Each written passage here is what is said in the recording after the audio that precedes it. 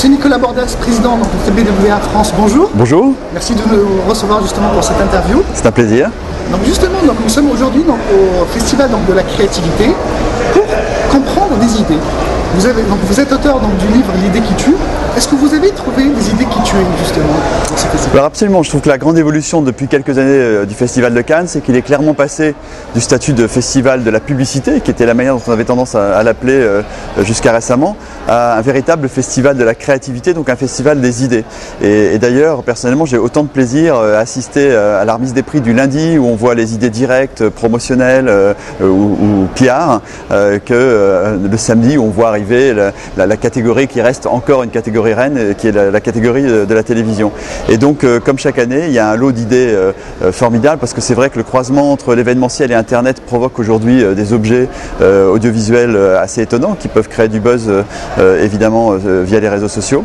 Et donc, parmi les idées qui m'ont le plus marqué cette année, il y a certaines qui ont été récompensées par des grands prix, donc tout le monde a noté. Je pense en particulier à cette très belle idée du Small Business Saturday, qui a eu 2 grands prix en début de semaine. Et puis, il y a des choses qu'on a moins vues et qui pourtant, de mon point de vue, sont des grandes idées. Je pense par exemple à ce qu'a fait la mayonnaise Hellmann's au Brésil, en permettant aux gens qui, dans un supermarché, font leurs courses avec la mayonnaise, au moment où ils payent, ils reçoivent non seulement leur ticket de caisse, mais sur leur ticket, une recette imprimée avec une recette qui utilise bien sûr la mayonnaise Hellmann's, mais aussi tous les ingrédients qu'ils ont achetés en temps réel. Et donc on voit comment, en passant aujourd'hui à un marketing qui est beaucoup plus un marketing du temps réel, un marketing du real time, on rentre dans des objets, j'allais dire, un peu de communication un peu non identifiés, comme l'était l'extraordinaire opération l'an dernier de Tesco Home Plus, où vous pouviez, vous vous souvenez, acheter sur une affiche dans le métro des produits en Corée du Sud en l'occurrence, qui vous étaient livrés quelques heures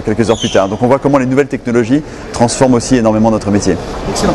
Justement, TBWA se targue d'être parmi les réseaux les plus créatifs au monde. Cette différenciation n'est pas en train d'être approchée par rapport aux autres réseaux, c'est-à-dire les réseaux sont en train de grignoter dans ce domaine-là de créativité? Alors c'est vrai que les cartes sont complètement rebattues par le digital et par cette nouvelle manière de regarder les médias.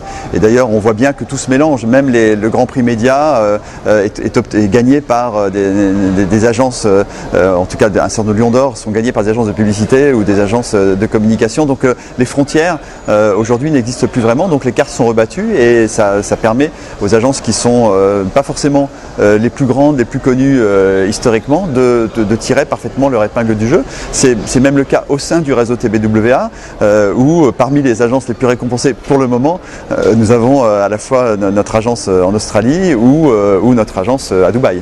Justement, pour parler de l'agence à Dubaï et de la région Middle East, nous avons vu que depuis 2 ou 3 ans, le réseau justement TBWA se développait au niveau de Middle East et Nord-Afrique. C'est une stratégie, c'est là où il faut être? Oui, absolument. On croit beaucoup au développement d'un certain nombre de régions dont font partie le Middle East et l'Afrique. Donc aujourd'hui, on est surtout présent avec Atlas Caris en Afrique du Sud, mais notre volonté est de nous étendre sur l'Afrique. Et on le voit, il y a eu des idées très intéressantes. Alors on est très fiers et très heureux pour notre agence TBWA RAD à Dubaï, des lions qu'ils ont obtenus en particulier sur leur opération de livraison de pizza, le Pizza Button, qui vous permet de vous faire délivrer votre pizza simplement en appuyant sur un bouton que vous avez placé sur la porte de votre frigo. Et puis on voit le développement aussi d'idées et de campagnes qui ont déjà été récompensées, qui à mon avis vont l'être encore. Je pense en particulier à la campagne pour le vote en Tunisie avec l'opération Ben Ali, que je trouve personnellement une opération géniale, que j'avais relayée très tôt sur mon blog et qui s'est fait encore applaudir lourdement tout à l'heure dans la salle où j'étais. Excellent. Justement, l'année dernière, à propos du festival, M. Jean-Marie Dru était président du premier jury pour de l'efficacité. Pourquoi ce prix-là? Est-ce que vous pensez que ce prix a lieu d'être, puisque la pub doit être efficace et créative? Alors la pub bien sûr n'a de raison d'exister, ou la communication en général, que dans une perspective d'efficacité. Donc au fond l'efficacité est un enjeu absolument transverse de tous les prix qui peuvent être livrés à Cannes. Personnellement je ne suis pas complètement convaincu que Cannes dû intégrer autant que cela cette dimension d'efficacité, d'autant plus qu'il existe d'autres prix, en particulier les prix EFI, qui existe aujourd'hui en France, en Europe et dans le monde, et dont le propos principal est justement de mesurer et de juger l'efficacité en prenant le temps, avec des dossiers très construits, avec un assez grand nombre de dossiers. Alors, on voit qu'à Cannes, il n'y a pas tellement de dossiers encore dans cette catégorie, pour des raisons diverses.